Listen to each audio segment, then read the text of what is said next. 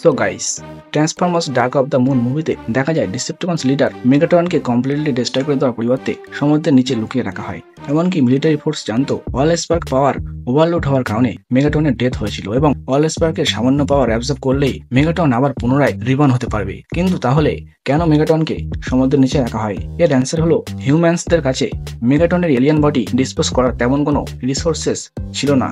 তাই সমুদ্রের নিচে রাখলে ন্যাচারালি ভাবে মেগাটন ধীরে ধীরে ডিস্ট্রয় হয়ে যেত এবং এটি সবচেয়ে সহজ পদ্ধতি ছিল। এছাড়া সমুদ্রের নিচ থেকে মেগাটনকে খুঁজে পাওয়া কঠিন ছিল। মেগাটনের একটি পা কেটে নেওয়া হয়, কারণ যদি মেগাটন বেঁচে ওঠে তাহলেও যাতে খুব সহজে পালাতে না পারে।